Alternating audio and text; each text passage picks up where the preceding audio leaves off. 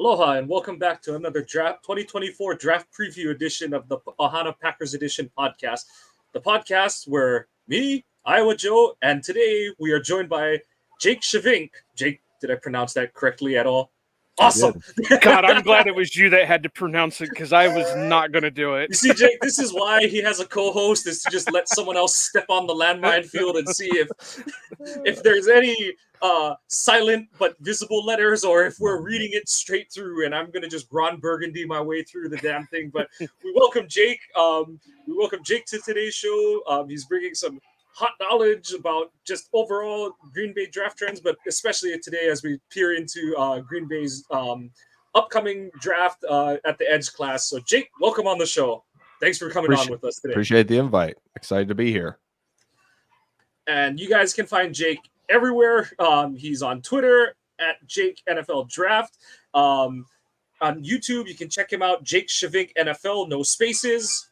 And he's putting out a lot of great content, whether it's tweet threads or videos. And even on YouTube, I think you do it. You kind of cross it onto Twitter, but I know definitely on YouTube you'll kind of put up your polls on like what you want people what people want you to review next. But yeah, Jake, just give your little spiel, take the floor, advertise yourself right now.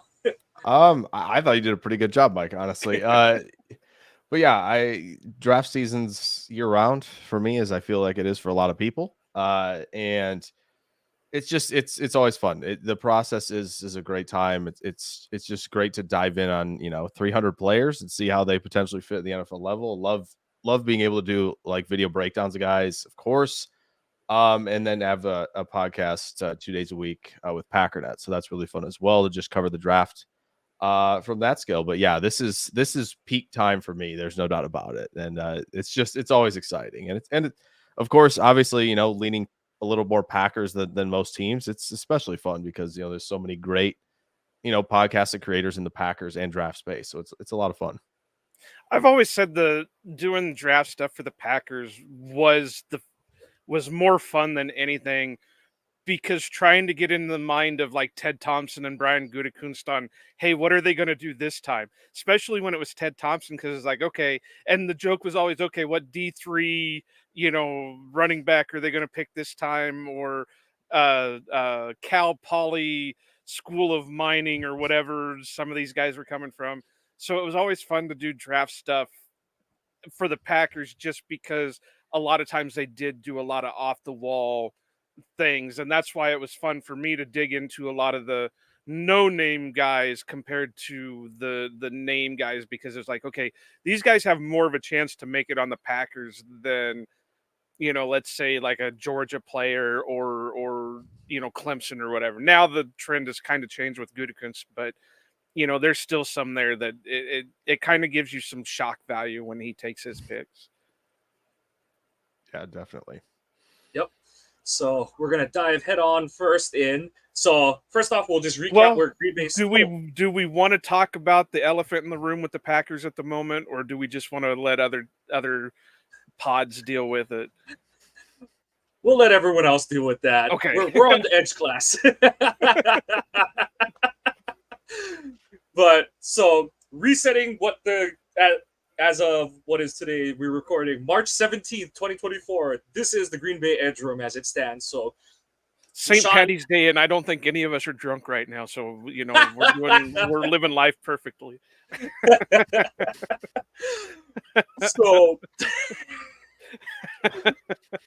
Rashawn had a strong comeback from his ACL tear he suffered in 2022. He and Preston are your likely week 1 starters, with Lucas Van Ness being your edge 3, especially with Inagbare probably going to miss most, if not all, of 2024. Did we ever get confirmation that he tore his ACL, or are we kind of just riding on the like it was not good? I thought LaFleur pretty much confirmed it towards the end of the season. Yeah, I could be wrong, but I thought he finally did come out and say that it was an ACL tear, or somebody came out and said it was finally an ACL tear. Got it. Yeah. I don't remember. It's been so long ago. I know, right? Yeah, I feel like it was never like a confirmed. It was always, you always hear feared in like all the big outlets, right? When it happened. Yeah. So, yeah. Okay. Yeah. Kingsley himself told the media that, yeah, he tore it. So, okay. Okay. So that's Yeah. about as confirmed as it gets. So, yeah. More than likely, he's starting the season on PUP. I'll be very shocked if he doesn't, but I just don't see a way that when you tear it in January that you're not starting the season on PUP. And We don't know because look at how Elton came back and look how Rashawn came back on theirs. I mean, it just I can't say no anymore because we all thought the same thing for Rashawn. We all thought the same thing for Elton. Oh, there's no way they're coming back this early. Oh, wait, no. And here they're practicing in training camps and playing week 1. So I'm not going to say never. I mean, it is more likely than not that he's not going to be fully ready, but who knows what, maybe it's the cheese and the beer and whatever that they soak it in, and it just I don't know. so he Can would you tell be I'm kind of in a goofy mood today? I just my you're not brain in your is car, fried so right now. you're not in your car, so you're on cloud 9 right now. More like my brain is fried from cramming all these prospects. So That's fair. That's fair. And then after that, it's kind of Brenton Cox Jr. and then Keyshawn Banks got the I think he was the one he got the spot activation for the 49ers game yeah, in the divisional round. So that rounds out the roster as is. So when people question why is Edge why would they possibly take an Edge in round 1 if the right one fell? Well, there you have it. Your Edge 4 is probably not going to play in 2024. If he does, it won't be till November or December. And Preston, Preston I thought had a really good year, but he's just going to be another year older. And after that, it's Rashawn and Lucas. And, everyone wanted to when's Brenton going to get his chance? When, we need Cox and all that kind of stuff. But it's like, at the end of the day, he's still an undrafted free agent. Yes, he has a lot of talent, but, it's not like he was a supreme athlete or, a lot of it was he was a high recruit coming out of high school and there was untapped talent there, but, and could he get through the off field? But it's not like he was just overflowing with physical and athletic talent that, he's such a can't miss if he got his head screwed on straight kind of guy. And so that's where I kind of think that the door is open that, if the right guy slides to Green Bay's pick at 25 or, just however the board falls and let's say Jared Verse somehow gets down to 2021 kind of thing, you bet that Good is going to start picking the phone up and trying to see what it takes to move up 3 to 4 picks. So that's kind of where I've got it. Jake, how are you looking at this class, just in terms of Green Bay and where we sit with it as a whole? I think the fascinating part of this is, will anything change with how they've addressed defensive end? Right? Like it feels like the pretty much the straightforward take is just like, okay, they've gone, 260, 270 plus on the edge, even when they were in 3-4. So like, why would that change for 4-3? It shouldn't. But new defensive coordinator, what's he going to want out there? Is he going to want like guys in sub packages that are, maybe a little twitchier, maybe more undersized that he would like to get out there in the rotation? Very possible. And I think that's where I'm trying to juggle the Brenton Cox thing because it's like he's like 250, I think. At least I think that was what he was as a prospect at the combine. That for whatever it's worth, that's what Green Bay lists him as too on the team page. Yeah, I was just looking at his RAS, and that's what he was for the combine. So yeah, so it's a weird outlier, like in terms of size, but relative to the rest of the room. And so like that's fascinating to see if like half is like, okay, yeah, can we get somebody like him, but obviously oozing a little more talent to the point where like we could take this guy a little bit higher or a lot higher, right, in the draft. And so it's just gonna be fascinating to see like somebody like Verse, who's like 254 at the combine. Like, are they gonna be interested in in him potentially just because they've seen the power, they see the profile of like, okay, he can almost kind of do defensive end things even at that size. And there are a few others I'm sure we're going to talk about that can do that. So that's, I think, going to be the most interesting. I think we're probably, most of us in the space, be like, well, we got to stay with the chalk and think like, all right, 260, 270. Could they surprise us? Of course, because it's the Packers. Like, what they do this all the time, right? 2 years ago, it was like they won't take a linebacker in the first. They won't take 23, 24-year-old in the first, and they did both of those things at the same time. Like they'd be like, yeah, you think you have it figured out, and you really don't. So that's what I think is the most fascinating part about this edge defensive end group is there are a lot of different styles. And if like Goody's like, okay, yeah, let's go dip into the Chop Robinson, Jonah Ellis sphere of things rather than, sticking to what we've gone with, looking at guys like Marshawn Nealand, who I'm sure we'll talk about. Like that's, I think, the most fascinating part about this is will they tweak anything or is it going to stay chalk? I want to lean chalk, but you just never know. Right. I kind of lean that maybe they're going to surprise us with with a guy that's about 250, 255. And the reason I say that, because even though we're thinking the edges are Lucas and Rashawn and those guys, you also got to remember we got guys like Kobe Wooden, and who's about the same size as Lucas. So is he going to play interior? Is he going to play edge? So I think just to kind of give them that, I guess what I'm saying is they've got plenty of big bodies right now. Do they want to bring in somebody who's a little bit smaller that has the speed element to his game to really come off the edge, or do they just want to stick with the big bodies? And I just was thinking about this just now as that thought was coming into my head. Do you think LaFleur was planning on transitioning to a 4-3 the whole time he's been there with the draft picks that him and Goody have been coming up with? Because if you think about it, a lot of them are, where did they come from? A lot of them came straight from a 4-3 defense that they were converting to a 3-4 defense. And so now that they're converting back to a 4-3, they're not as hurting as one would think with the conversion. So yeah, I mean, I could see them going with a smaller guy just to kind of give that extra space in that extra weapon for him.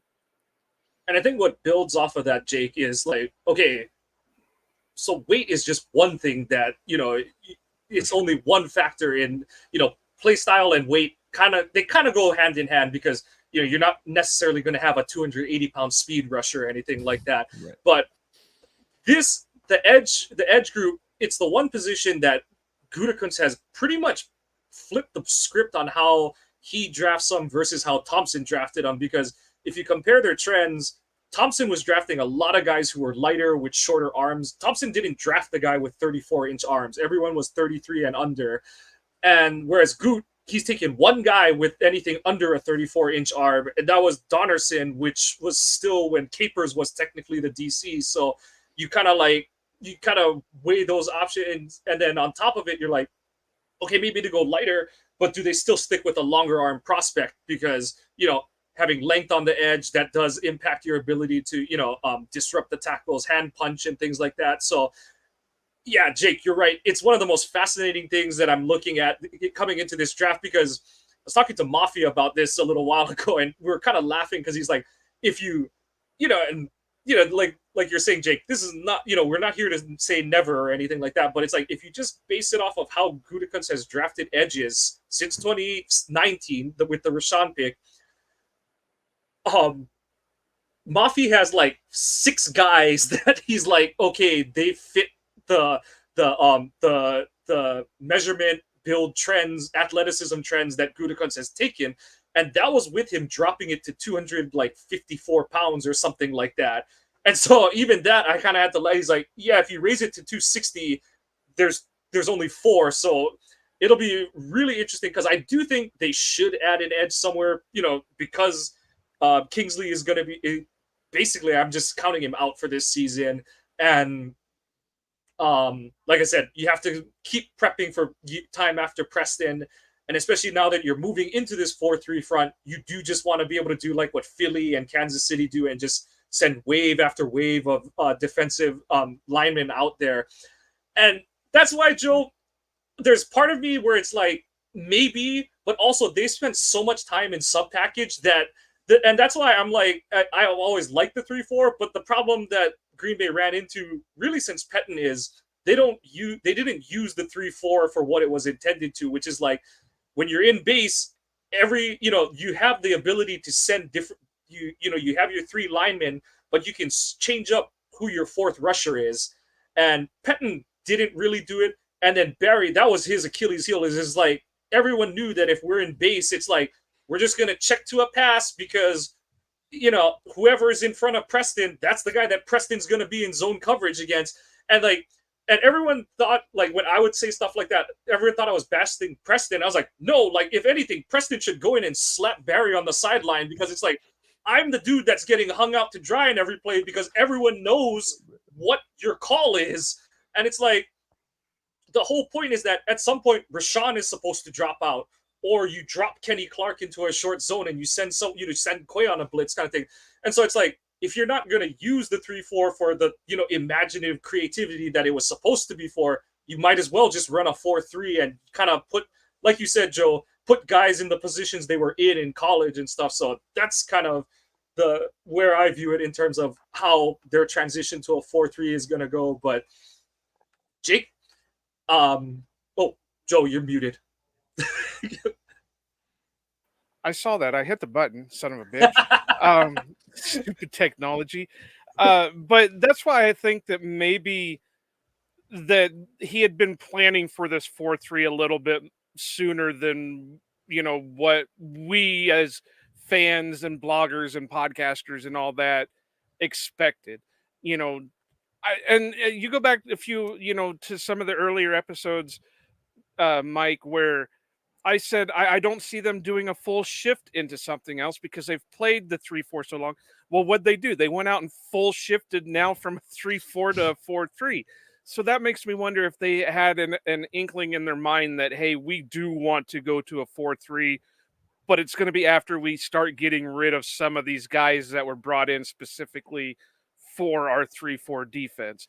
And then to your point, Mike, with the way they misused it, that's why I was kind of wondering if we needed to go ahead and reach into, talk about the elephant in the room with what Devondre was kind of going off Twitter about, because he pretty much was saying the same thing, that, Joe Barry was misusing the guys that he had, to the point where Devondre finally went into Matt LaFleur and, these are Devondre's words. We don't know the full extent, but, he said that he finally went into LaFleur and said, hey, we've got to do this, we've got to do that. And LaFleur had to kind of take control again, which brings up the question, why the hell didn't we move on from Joe Barry sooner, when we knew right off the bat that LaFleur was already having to tell Joe Barry, you need to start doing this. And that's when they finally would start doing it. And that was in year 1. Yet we had 3 years. Game 2 of year 1. But I mean, I'm really looking forward to this 4-3 because I think it's going to utilize the room a lot better. Rashawn, what was he? He was a 4-3 lineman. Lucas, what was he? He was a 4-3 lineman. Wooden, what was he? He was more of a 4-3 lineman.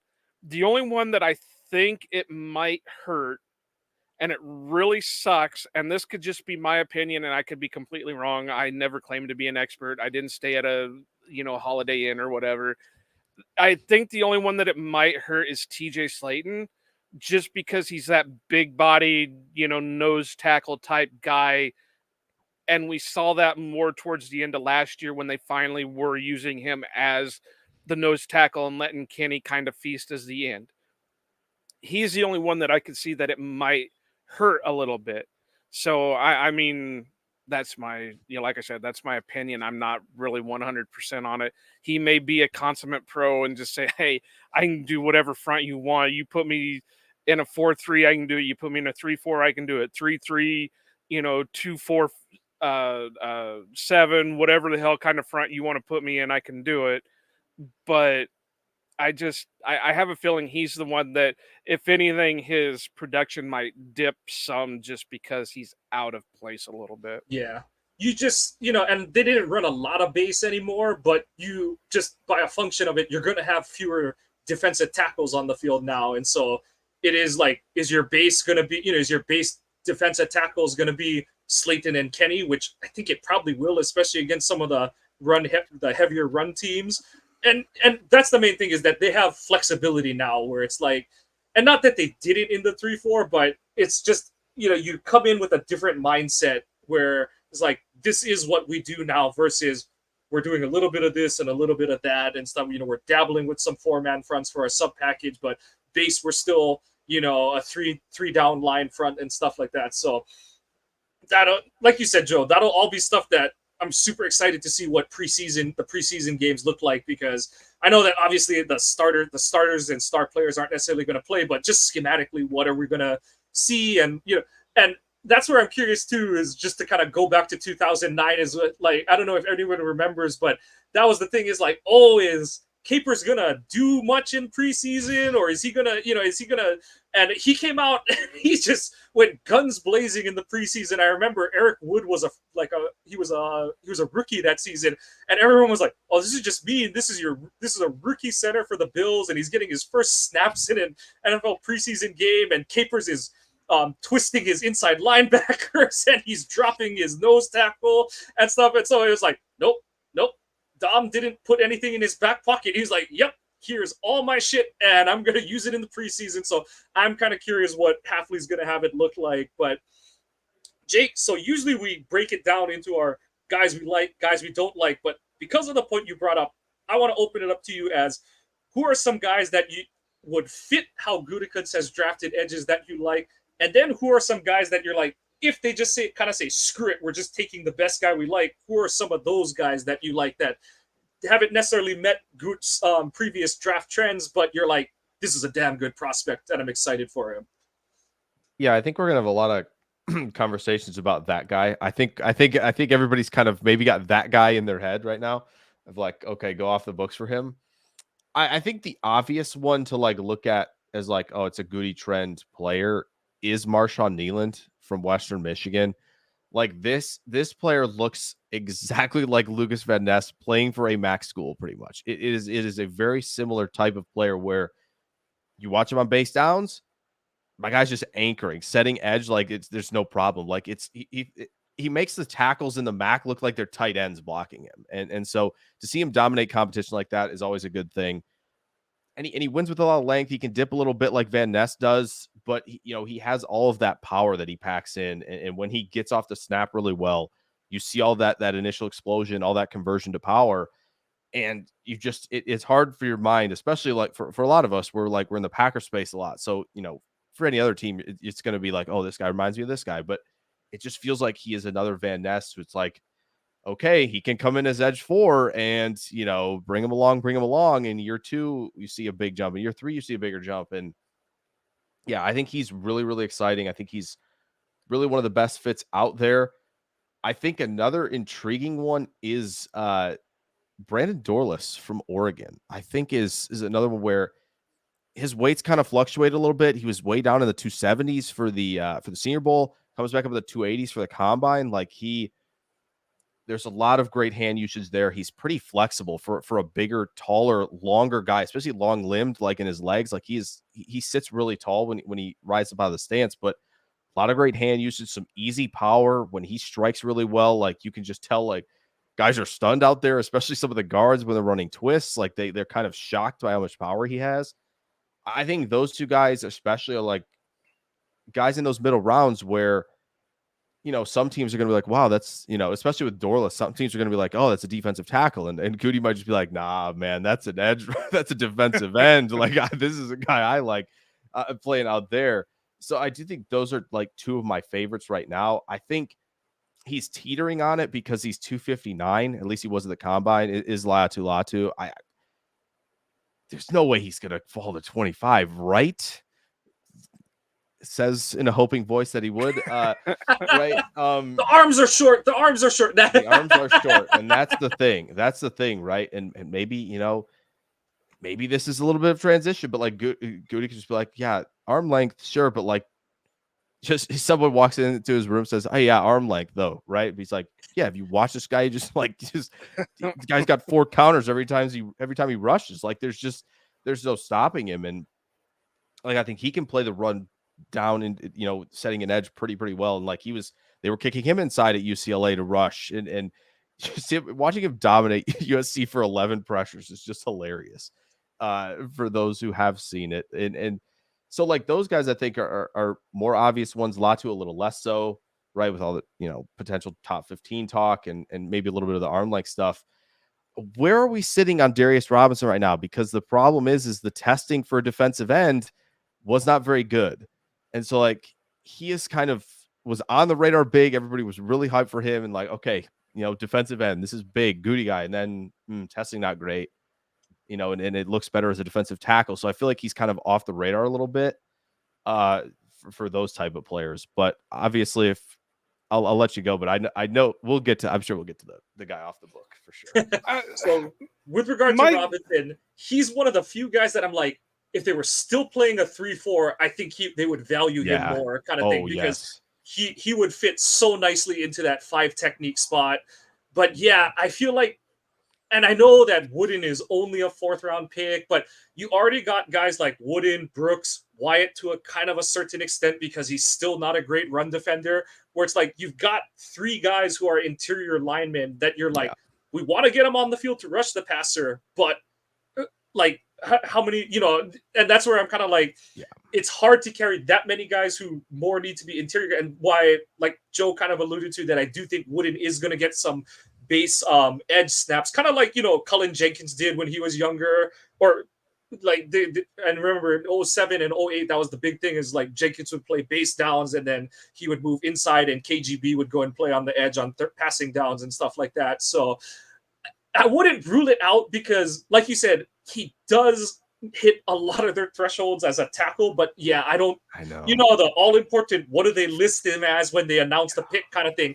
I don't know if they would list him as a D end. I think at most you would get the defensive lineman out of Missouri kind of thing and stuff. So it's really semantics. But what I do like about Robinson is he's not the greatest athlete on the edge, but he does use, when he uses his hands well, he is strong. His punch is jarring for offensive linemen, and he has the ability to, it's not as good as Kenny's obviously, but when he gets an offensive lineman off kilter, he can do a push pull move that, it's not, like I said, it's not Kenny's, but he can chuck some guys. So there's, like you said, we don't know exactly what Hafley's looking for, but we kind of know what Rebrovich likes his edges to do. And so that's sort of the give and take of like, okay, like who's gonna have more weight on that front. So that, I'm not taking him off the board, but I, more than anything, it's more of like I doubt he'd be the pick at 25, but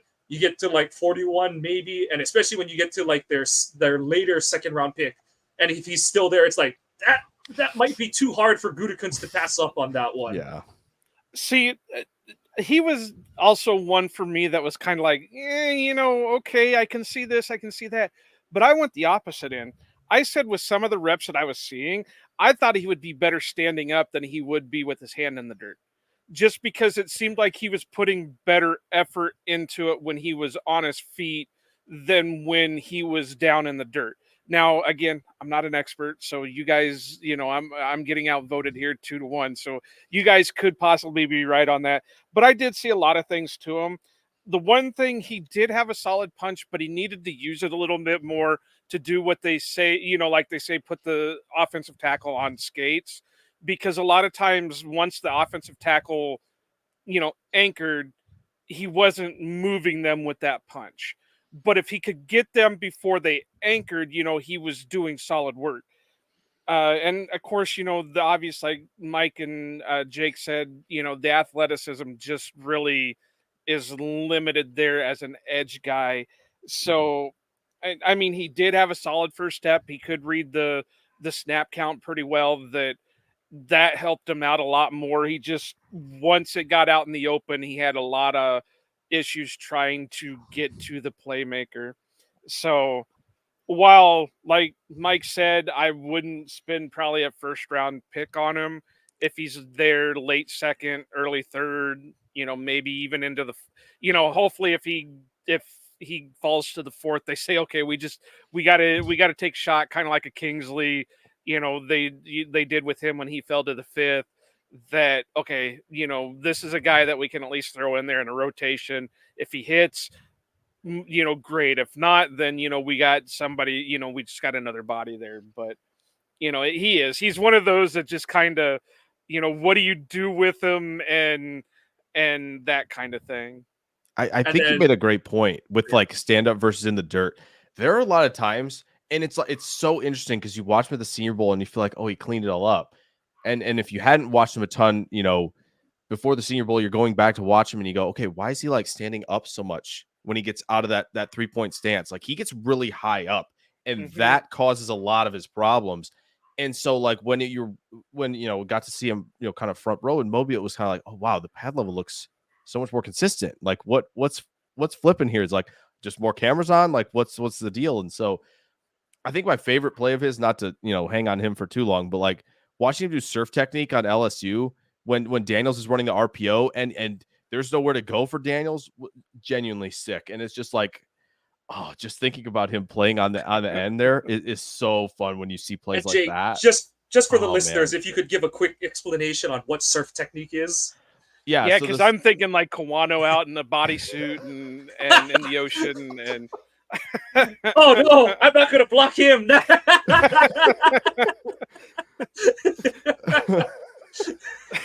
Yeah. My God, what is that? Oh, don't touch it. Don't touch it. Oh man. Yeah, so the surf technique is basically for read option stuff. It's really for the defensive end to kind of try to play both as best as he can, get in a good enough stance where he can snap quickly, down the line to make a play if the running back's keeping it, or be in a good enough stance where if the quarterback keeps, he has enough momentum that can kind of bring him outside and sort of basically force him back inside as much as possible. And seeing someone like Robinson do that at his size it was just insane. Like you said, like you alluded to, Joe, that's where, yeah, he ran a 4.95, but his first step and his first 10 like play up in that area, and that's where you do see it in that quick change of direction. And yeah, like Jake's alluding to, he had some moments where he had Jaden Daniels kind of like getting up like that after the palms up in the air, like, wait, I know I read it right, kind of thing. And I know I read it right. Who tackled me? Him? Wait, how? Yeah. And then just to circle back to Latu. So, like I said, this would be one of those where it'd be. We were just talking about him before Jake got on, so. And it would be one of those where Gutekunst would be bucking his personal trends. Yeah. But and then not that they're the same player, but same like kind of like almost hand down or stand up edge in a 4-3 front. But it'd be kind of like what Clay was being used as when he was at SC his final year there. But Latu is like 15, 16 pounds heavier than Clay was coming out. And his arms are shorter than what Gutekunst prefers, but they're almost an inch longer than Clay. I always forget that Clay's arms were like impressively short because he was a 32-incher at the combine. So, yeah, so it wouldn't be like a supreme stretch of his thresholds, like, dropping all the way down for 2 inches and so the whole arm length thing. So when you're playing the run as a defensive edge, you want to keep the tackle off of you. And so, the farther away, because the whole premise is an offensive lineman, he wants to grab your pads, pull you into him so that he can initiate which direction you go in. And so that's why the defensive player, you want to keep that offensive tackle at bay. 1, so he's not into your pads, and 2, so that you can find the ball and, disengage and go get the ball carrier or help to divert the ball carrier back inside. So that's part of it. And then also, like I said, having extra arm length, it just helps as that offensive tackle is trying to punch your chest, that you can just go and swipe his arms away. So, but Latu, like Jake said, he's got a dip and a counter for just about everything. And this is kind of what Joe was talking about pre-show with me, Jake, is that you see Latu and you see his highlight plays and you're like, that's a good football player. And then sometimes you're kind of like, oh, like, okay, like, that's not a terrible rep, but also like, like what else is going to happen there kind of thing. So, and that's where I kind of wonder where it's like, because I think Goot's whole process on the edge is like, I'm going to pick this big, long player because at the very least, if he doesn't win the edge, he's there to set it kind of thing. And I know that hasn't necessarily played out, but I think that's part of his thing. But like you said, does he say, new system, new regime, we're going to give Hafley more of the guys he's kind of looking for and stuff. So definitely wouldn't take him off the table. And the thing, like we both kind of alluded to, Jake, is I like that he has a plan, and his plan comes with not just one or two moves, but he's coming in like, I'm gonna try to win outside, then I'm gonna dip, then I'm gonna spin back inside, and then I'm gonna spin back on you, kind of thing. So like his motor when he's hunting the quarterback, he's just going, kind of thing. So that is what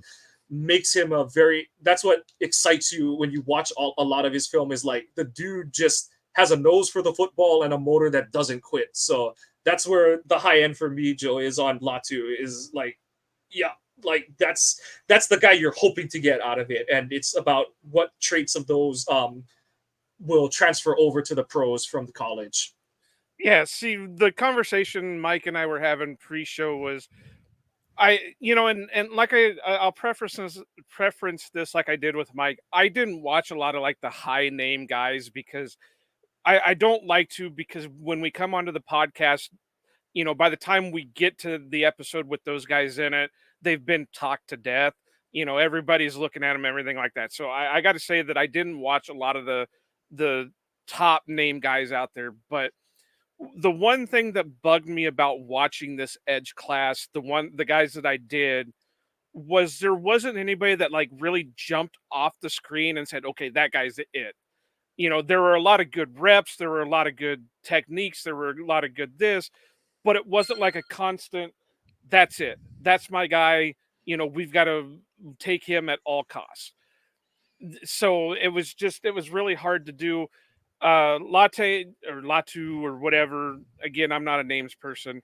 It is a really solid guy, and you guys said it great. He's got the move set, he's and all that. There were up and downs with him too, where okay, he's doing this, he's doing that, his motor's running great, but he's not getting anywhere. And so it just little bits, and I only got to watch a couple things out of him because, like I told Mike, I really tried to cram the last couple of days, so a lot of these guys are really running through my kind of running all together. But and there's 3 guys from UCLA that are coming out this year that just in that edge class that it's so hard to keep them, and they were all within similar numbers of each other. So it's like, okay, so this guy was this one, and this one's this one, and wait, no, that one, and no. So it was really hard to keep a lot of them straight. But UCLA has always been good to have defensive guys come out of. I mean, think of all the ones that seem to pop out of there. Miles Jack, we picked up Daytone that, back few years. Still haven't given up on him.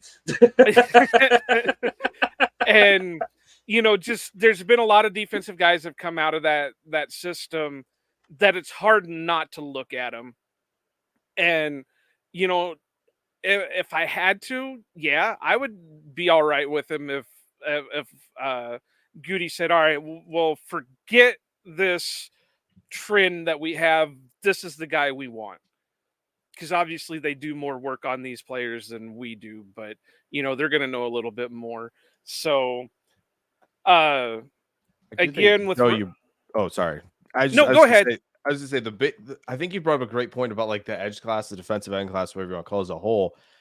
It's like there's so much to like about a lot of the top guys, but you're like there's something missing. I miss this guy's missing X. Like Latu, I think you could say the arm length, or you could say like he's just not like super explosive. Like he has to do a lot of work to win.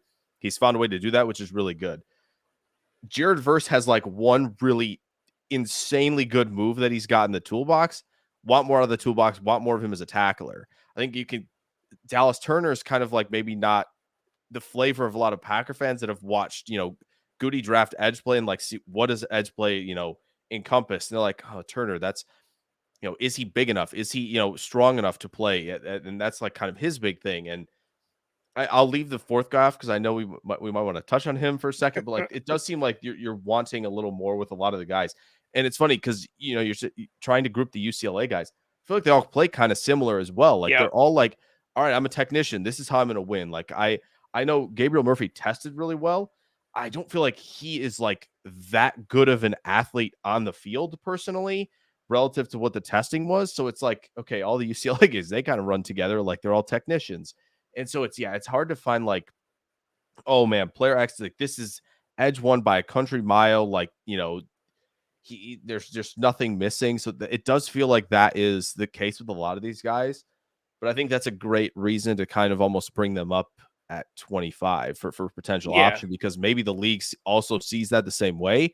And a couple of these guys could be tumbling into the 20s. Right. And you said it perfectly that, you can see that they have the skill sets and that, but they rely. And I said the exact same thing to Mike at before we started recording, that it's like they know they have that one special tool and then they just want to rely on that the whole time, when it's like, okay, but maybe in this situation you need to throw in a spin move, or you need to throw in a swim move or a dip, or whatever, instead of just constantly bull rushing, bull rushing, bull rushing.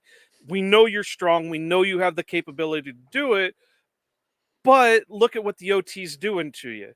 You bull rush him. You just worked right into his plan. So now he's got you stonewalled. And yeah, you're driving him back, but the quarterback's already got the ball out of his hand because it was only a 2-second, pocket.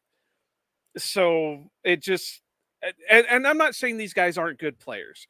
They're a lot of good players. Like, and I'm just going to go ahead and throw the one name that I was kind of enjoying watching out, and that's the kid from Notre Dame, Javonte Jean Baptiste. I really liked what I saw out of him. He had an explosiveness to him. He had the motor to him. He kind of fits a little bit more what Mike was asking for, that fits the Gutekunst linebacker ways.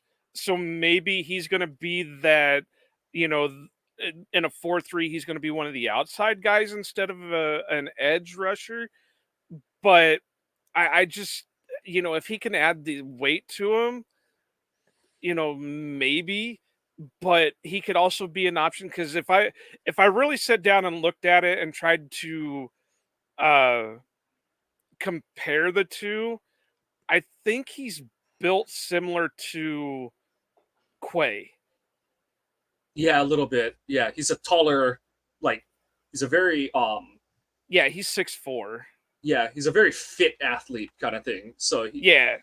And I mean, he's 6'4". They weighed him at 239 and he had 33 and 3/4 inch arms. So it, that is the guy. I kind of cheated with it because because Mike asked for edgewise, but this is the type of guy that I think could play kind of both, where it would be a hybrid role where, okay, we're going to drop you down to end on this pass rush, but in the run, we're going to throw you up standing next to Quay and McDuffie or whatever, and go from there. Now, if I really had to break it down to meet, the full, and let me grab his numbers to make sure I'm telling you guys right, the full measurements that maybe Goody would want more of, uh, it would probably be. Oh, let me check the old book. Um, Maybe an Austin Booker. Maybe. Because Mike asked a weird question and I wasn't prepared for it. of course Thanks I a did. lot, Mike. I don't think he's. I think his Raz kind of took a hit. And like A little bit. and that kind of dives Little back bit. into what Mafia and I were talking about, where it's like you see some guys and you're like, okay, checks this box, but like Booker even, oh, he's like 240 kind of thing and stuff like that. So yeah, it's a, like I said, there's good players in this draft, in this edge class, but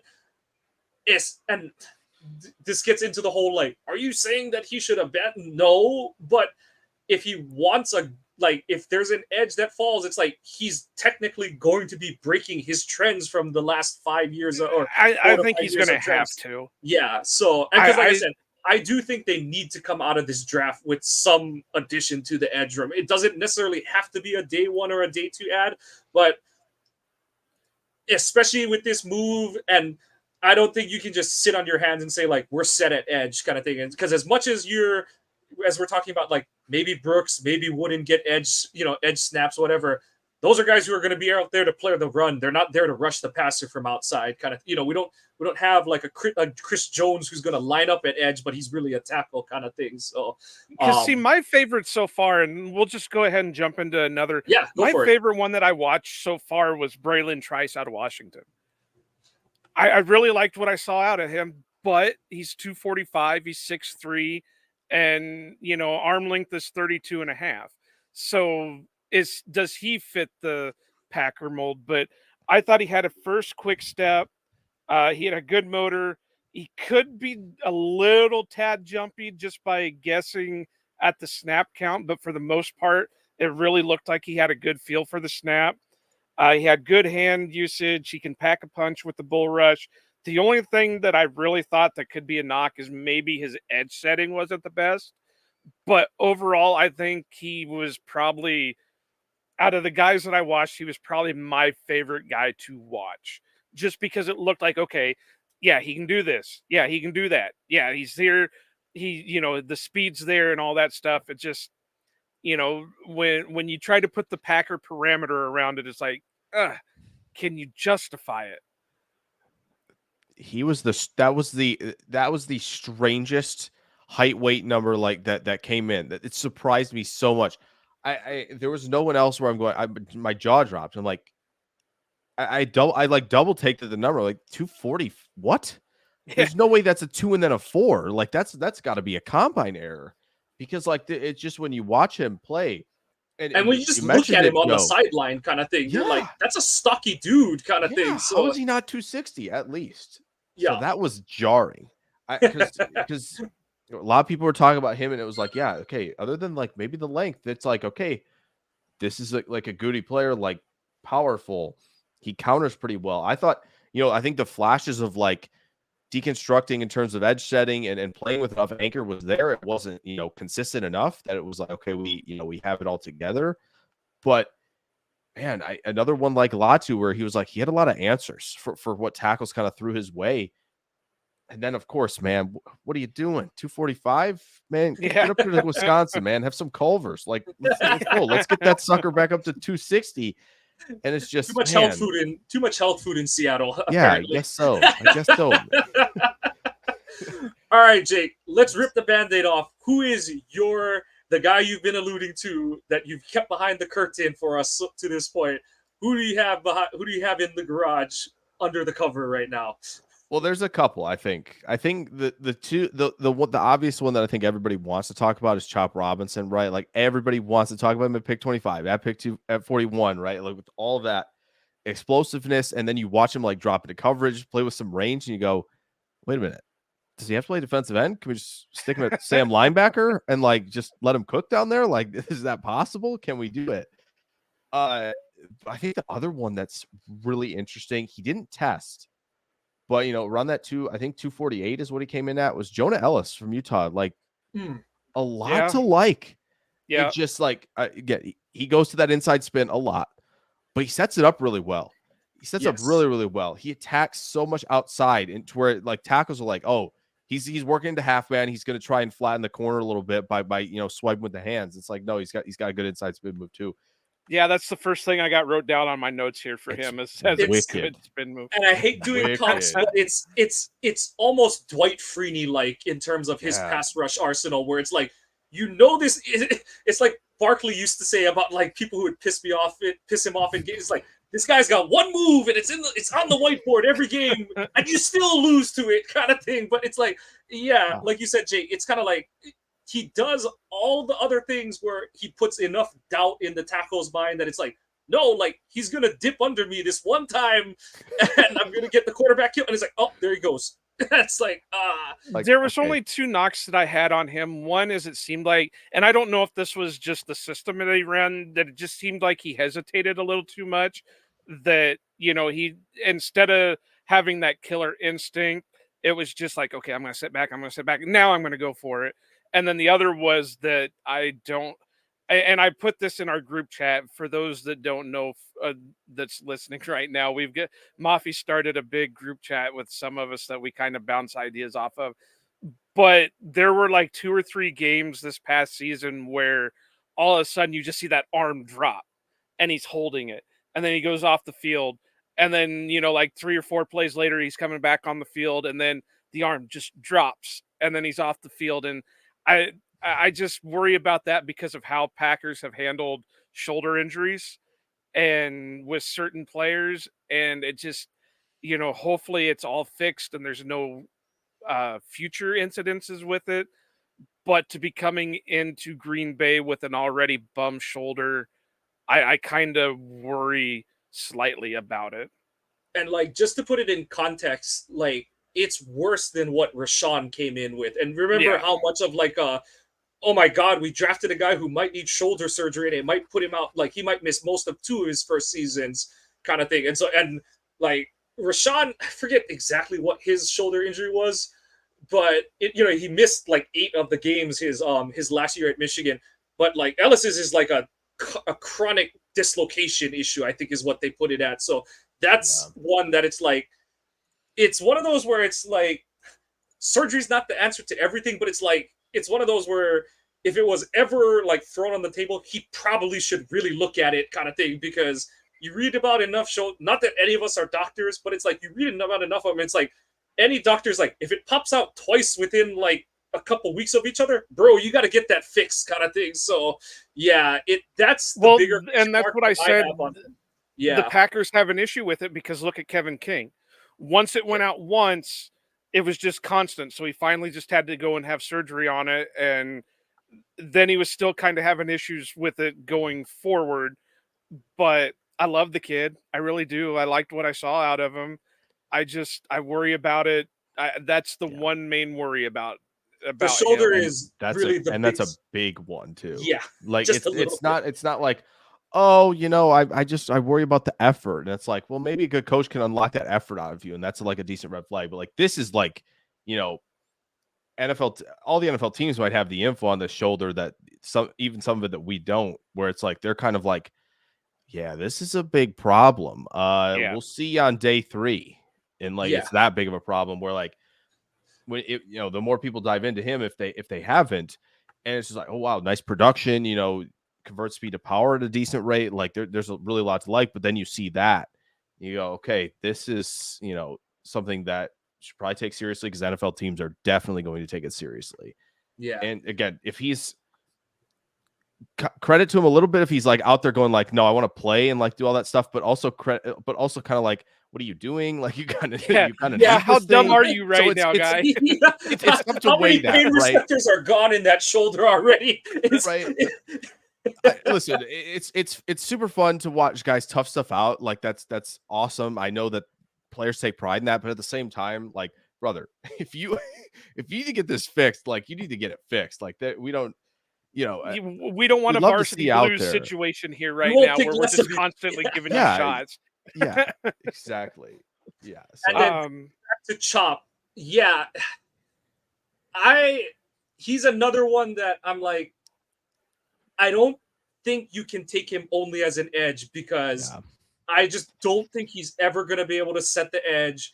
And I don't know if you can take a guy, even at 25, to be only a third, like the most he'll play for you. I know. And like, I know some people will say like, oh, but it's like, it's hard to take a guy that you can't say will play a whole series for you kind of thing. 100%. And you don't want him with his hand in the dirt on any rundown, because like, the Michigan game from 2022 and 2023 is the entire Chop Robinson experience, especially this year's game, because his ability to basically disappear and reappear right next to JJ McCarthy after the snap is why Michigan was like, fuck it, we're not throwing the ball anymore today, because like everyone was like, oh, like they don't trust JJ. I'm like, JJ's gonna die if they throw the ball a dozen times today. And because it was literally like, and Barnhart, he's not a tackle in the NFL, but he was a solid college tackle. But like, dude wasn't even rocking into his drop, and Chop was his hip was past his hip already. So like that's the excitement. That's like, oh my god, like, and like you said, Jake, like he can play in reverse a little bit. I think he's got pretty good ability to find the ball. His instincts, like when he plays in space some, and like just that sideline, like to say an edge has sideline to sideline speed is special. But you watch any run play, especially to his side, and Michigan was just like, we don't even have to block this dude because this dude is like, like, there's two kinds of like edges or like defensive ends or outside linebackers with edge setting problems. There's guys who try and just, whatever, physical talent, whatever, can't do it. Chop is like, he's just like, fuck it, I'm just going to go get the quarterback. And on the game breaking touchdown that Blake Corum scores, where he runs dual, runs it to the right, and he just like, I don't know if but he runs dual to the right and he just cuts it back across to the left.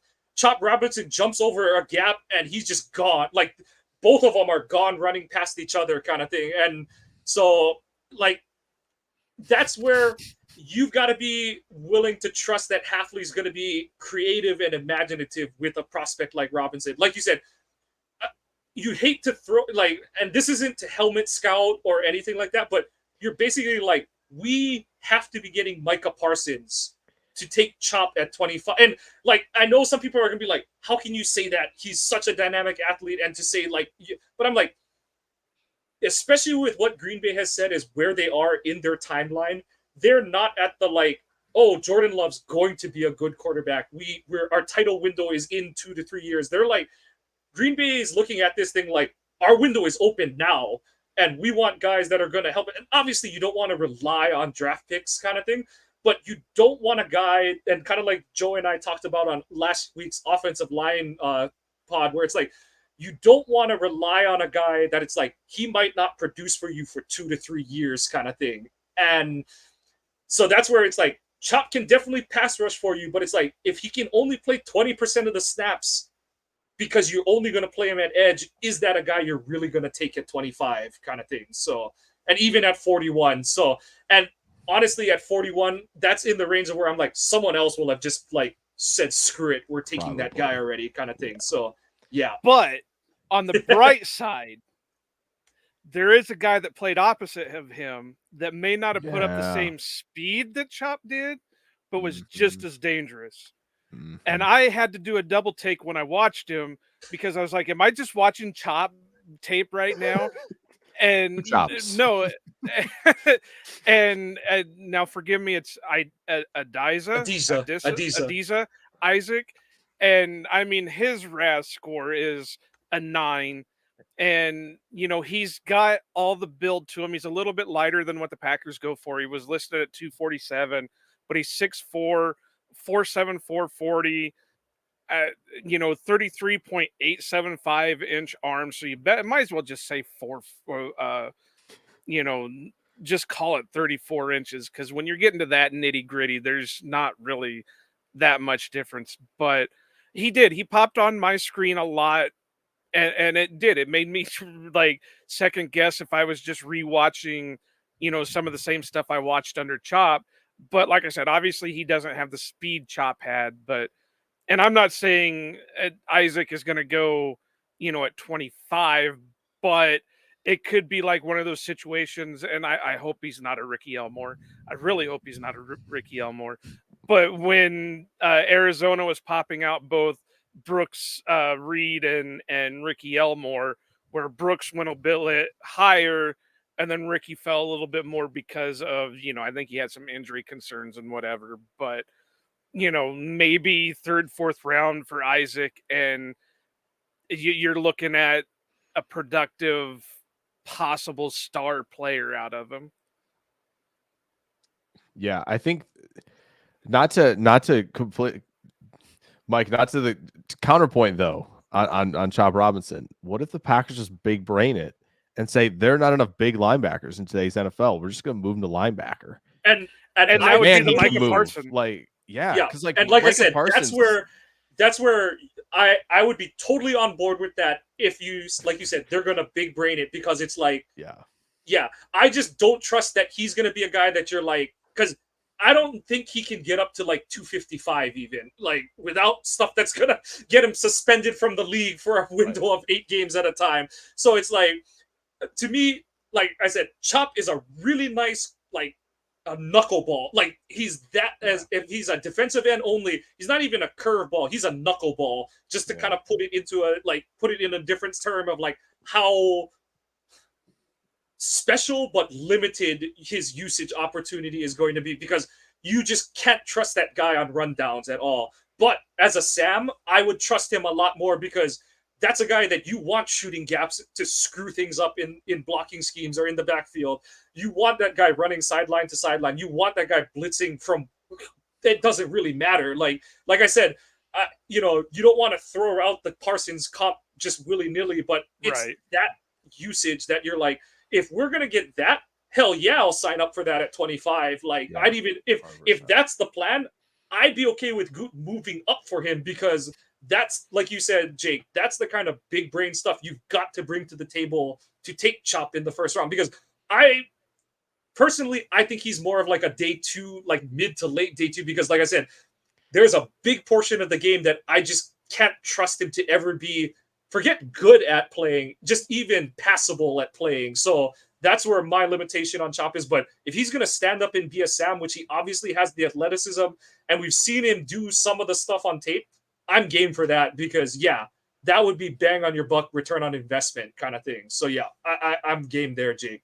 Yeah, and I think it was brought up and mentioned well. Like you have to get Parsons. You have to get Parsons out of that deal, because Parsons is the same thing, right? The Cowboys are sticking him out there because he's phenomenal pass rusher. He has 31.5-inch arms. So like he has to win with all that speed, all that explosiveness, and have shooting the A gap and stuff like that. Yeah, and it was very clear that like in the matchup, Christian Watson's breakout party, like they could just run at him. And they will, and they continue to run at him when they weren't, throwing bombs up to Christian Watson, right, for touchdowns. But that's the trade-off that you're having to play. And Dallas is kind of, that's caught up to them with how they've built their unit. Is like, yeah, we're gonna rush the passer. Well, okay. Enjoy giving up 7 yards of carry against better teams. So it's the Chop Robinson debate is gonna be one that's I'm sure Packers, fans and analysts and bloggers and all that are gonna be probably clashing over a little bit more as we get closer to the draft. But Joe, Isaac, like he was like the only one who gave Fuaga trouble the Senior Bowl, other than Latu, who was they first couple days Latu was trying stuff.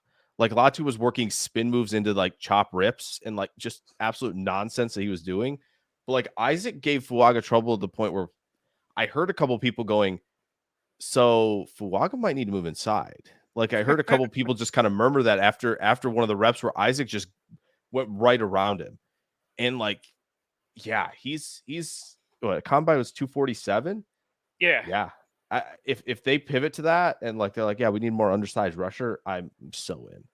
Especially like you mentioned, if it's at like 88 or 91. It's just I have no idea where this could be one of those strange years where like certain teams are going to value certain edge rushers way higher than others. Where our team's going to be with the Ellis injury, Isaac versus Chop, our team's going to see Darius Robinson there, Brandon Dorless, like all these guys. It could be wide ranging. Like there could be a team that's way out on Turner, way in on Latu, and vice versa. And obviously scheme comes into it. But even with like the similar types of players, it just could be all over the place. So could Isaac have to be a pick at 58? Potentially. It's how well does Goody know everybody drafting around him? And obviously that's a big part of it as well.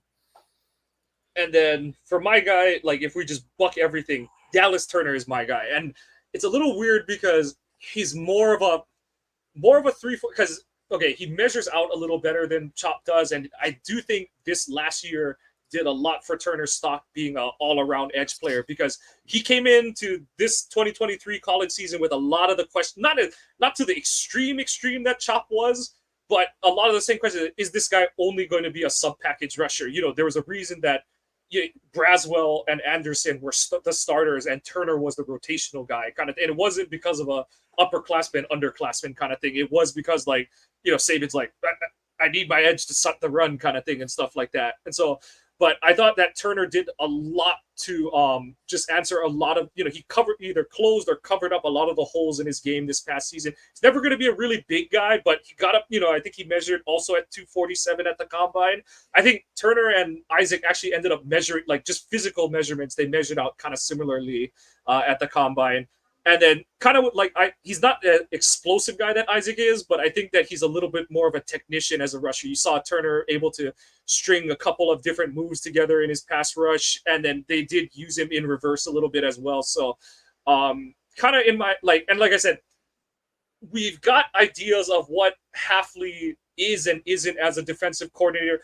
And the question I have more than anything else is, I'm curious what he's going to carry back over into the NFL, from the time that he was with the 49ers, the time, and, obviously he was with Ohio State, with Boston College, but, he's had some interviews where he said, like, he's kind of almost flat out said, like, we did single high in college because I had to deal with quarterback run. And so it's like, okay, does that mean he's going to go back to too high when he gets back to the NFL? Or is he saying, like, no, like, I just really preferred single high, I'm still going to do it in the NFL. So there is an element of, like, he did this a lot with his Boston College defense, but how much of that is, it's Boston College. He wasn't coaching at, like, Clemson or Bama or anything. He's getting Boston College level athletes kind of thing. And, some will say, like, but it's like, it's true. It's like, okay, like, he's getting the second and third, maybe even fourth tier guys to commit to him. So how much of his scheme is like, if I had a Rashawn Gary, if I had Jair Alexander, Quay Walker, I can do different shit because I've got playmakers that I couldn't, I only wished upon a star every night that I would have in my defense. You watch, like, his middle linebackers, and it's like, dude, it looks like me running sideline to forget sideline, like, just from college hash to college hash. I was like, oh, that dude's not getting there. He's not getting outside the tackle box.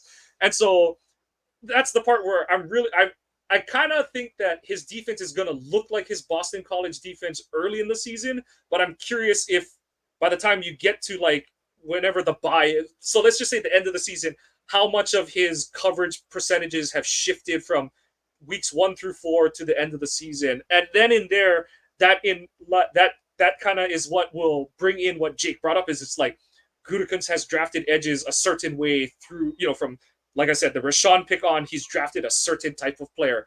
But when you combine what this class is made up of, like we said, Mafi's, is like, there's 6 guys that fit the mold of what they've done. Like we said, it's not set in stone, but, like, just based on what Gutekunst has done, that's what he's got in this class. So between that, new defensive coordinator, and just maybe there's just like you said, Jake, maybe there's just a shift within the organization, it potentially opens up a lot of doors.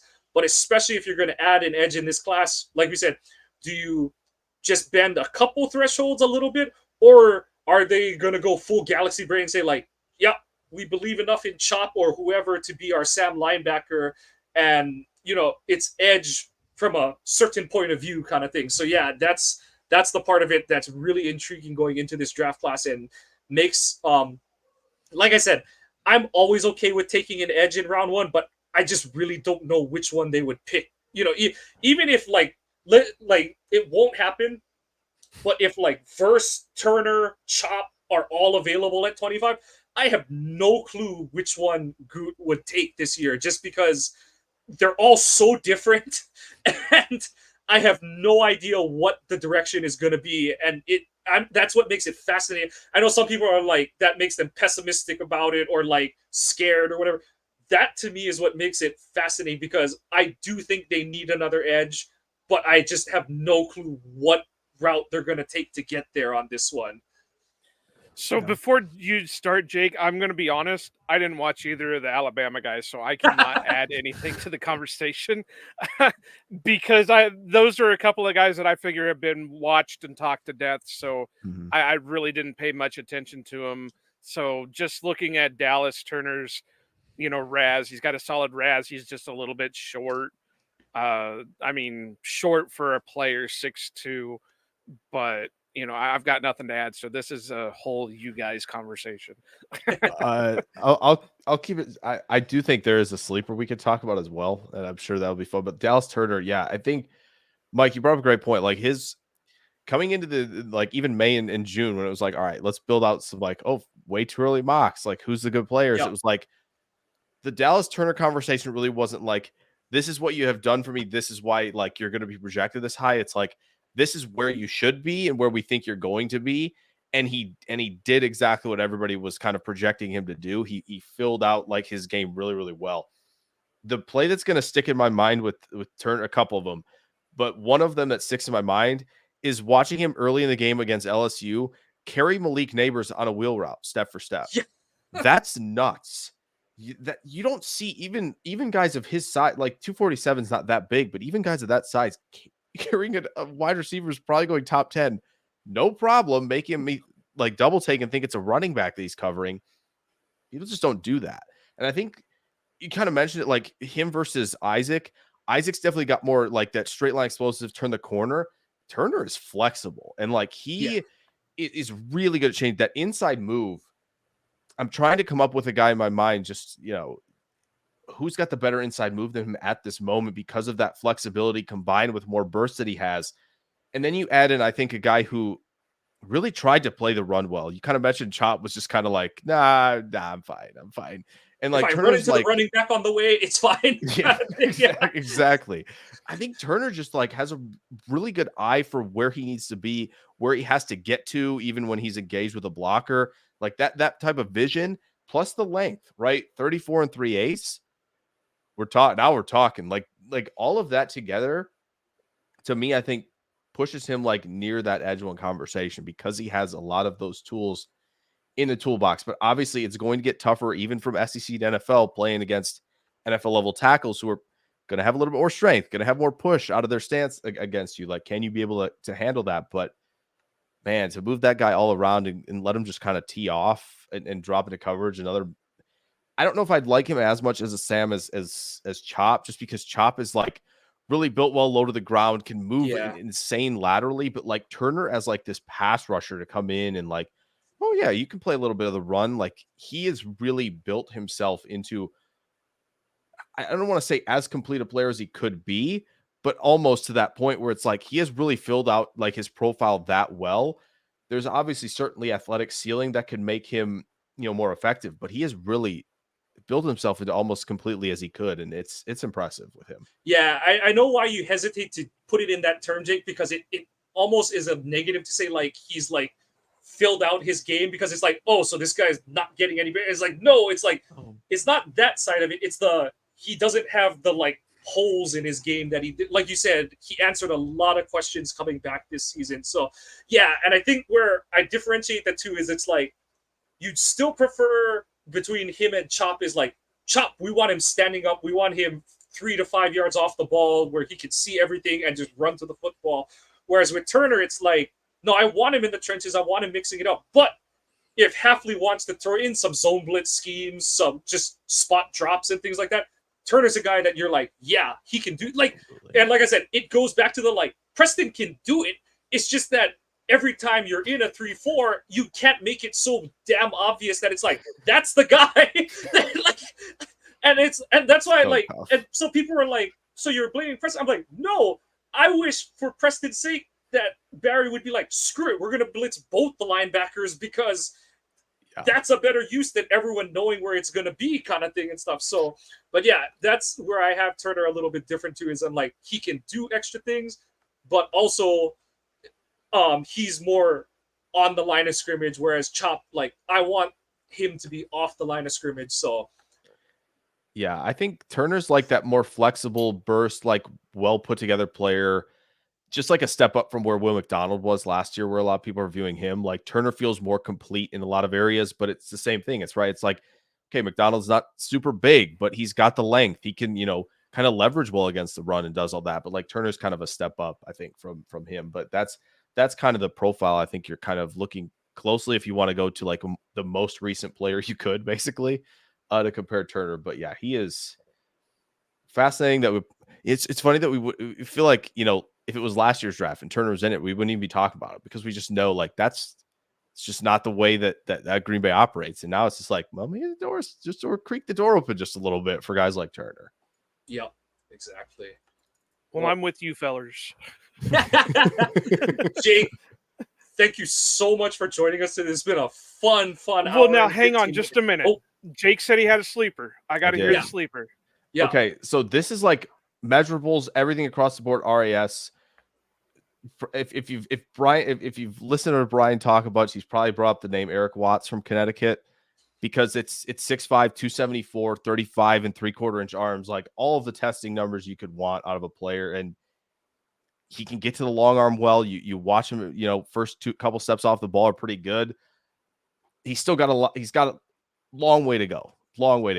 Right. But this is the type of like athletic day 3 swing that if they're sticking to like, all right, Goody's like, this is what we're doing. We're not deviating from the plan at all at this position. That's the day 3 swing that I think makes the most sense for them right now. He, to put it in relative terms, he would be like the Vikings taking chances on Everson Griffin and Daniil Hunter in that like route, that early day 3 range where it's like, you know what? Just go get the super athlete and teach him to football kind of thing. So yeah, I agree. That's one of those where it's like, like first guy off the bus kind of player and all that kind of stuff. So yeah. When I was trying to look for things to watch for him, a lot of the one-on-ones from the combine kept popping up, and he kept flashing on the screen with those. So yeah, I mean, he'd be something else. So yeah, definitely. I got you on that. Mike, you got any sleepers or anybody else you really want to talk about? Just to keep it with the theme of it, I'll go quickly over the 2 Michigan guys for the hell of it. Both, so McGregor and Harrell, of either, the problem for them and why I can't see them going to Green Bay unless they're like undrafted free agent is I think they would fit more if we were still in more of a 3-4 look, because they're kind of that like that open edge where it's like he's half there to play coverage, half there to play, to play it. He's there to play it in forward and reverse half the time kind of thing. I think Harrell has the more likely chance of making it because I do think he has a little more upside to his game. Whereas I think McGregor, he's kind of more of a, you see is what you get. And I think that's a function of he had a horrible knee injury his senior year of high school. The kind of joke on him was like he has the upper body of a redshirt senior, but the lower body of a redshirt freshman, because like he just never really filled out his lower body. But they're both the pluses for them is they're both really cerebral players. McGregor has the ability to just like, he doesn't have it's surprising because you think he has these long arms when you see him, but he actually only has 33-inch arms. But he has a couple plays on film where he just pops in. You're like against Ohio State in 2022, he almost pick-sixed CJ Stroud at one point. And he has a few plays every now and then, and he does that surf technique where he's just like able to spread his body and play both the running back and the quarterback well. And Michigan had some there is Isaiah Stewart and Derek Moore, who you're more prototypical edge rushers that you're like, why aren't these guys going to just bend the edge and get to the quarterback? But it's like, Michigan never wanted to take both of Harrell and McGregor off the field because they're like, if there's any kind of option, any kind of thinking man's play, these 2 guys, you just can't run it at them and stuff. And Harrell, you saw him do some stuff where he's like, I jokingly say he's like a poor man's Turner because I think he had a play, I think it was a 4th down where he took Stover up the seam against Ohio State on like 4th and 2. And he didn't break up the pass, but like the fact that he was in phase with Stover, like 30 yards downfield, was enough for an edge kind of thing. And then he just makes some plays where you're like, the thing for both of them is like, whenever they get a sack, you're like, oh, he has that in his back pocket, like kind of thing and stuff. So like I said, more guys that if you see them drafted, they're going like 5th, 6th round or later kind of thing. But I wouldn't be shocked if they got signed as a street free agent because there's like I said, they're like a high floor, smart edge, like run setting, not going to get beat on a zone read kind of edge, but might not have the pass rush upside. So just keeping with the trend of all the previews I've been on, there's your Michigan recap for what's in the draft. Well, I want to touch on one Jake did earlier, and I'm not going to add any more to it, but I did like Marshawn Nealon. I got to see a little bit more of him than a lot of other people did because he was a terror against Iowa this year. So, I mean, he had Cade McNamara running for his life out there. But there's one that I really like that just going off his statistics or his build and all that, Green Bay's probably not going to touch with a 10-foot pole. But I really liked what I saw out of him is Mohamed Kamara out of Colorado State. He was one of the few that I watched that had the multiple move set, and he would use the multiple move set. He had a spin, he had the bull rush, he had all that. But poor guy is only 6'1", 248. So I don't Yeah. yeah. So I don't see them taking him unless it's like a mid to late round and they're hoping to put him at the Sam linebacker spot like we were just talking about with Chop and that. So that would You probably could Brady be Papinga him. yeah. That would probably That's be perfect. my sleeper guy, but it's got to be a late, if not, UDFA or something.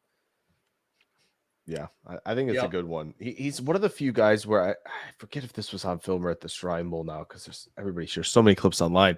But it was like he works an inside move and he kind of gets stopped initially, and then he just kind of unlocks a little bit of element of power and just goes, "Yeah, I'm going to push you over instead." And it's kind of like, oh wow, that's just not something you see every day. And when you have plays that jump out like that, obviously you want to see everything and as you see that consistency. But Joe, as you kind of pointed out, he's got moves, and so like. Yeah, he is a player that but you never know. Come back in the conversation because where are we? Right? Like Right. Yeah. this defense, what are we thinking? Like there are just so many options that it's like for some of these guys, you can't quite eliminate them because it's kind of a new data set that we're starting with here. And so that's what's really Exactly. exciting.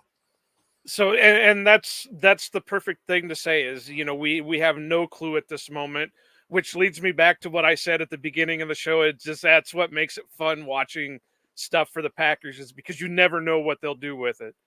And uh I know you guys probably aren't like wrestling guys, but my favorite wrestler in the whole world just retired a couple weeks ago, Sting, and one of the things that he always said was the thing you what is it? It's the thing you know about Sting is that you never know what Sting will do, and that's shitty paraphrasing, but The only things that's for sure about Sting is that's it. nothing is for sure. Yeah. Nothing is There for we go. sure. Okay. That's it. Kawano knows it a little bit better than I do. Oh But no, I I haven't have to watched look for it a up long because time. I was like, I do love that quote kind of thing. So yeah, I was like, I have to look that up for Joe. Yeah, and it fits perfect with what the Packers do for their draft. Is you never know what they're gonna do, but they're gonna do something. Yeah. No doubt. Yep.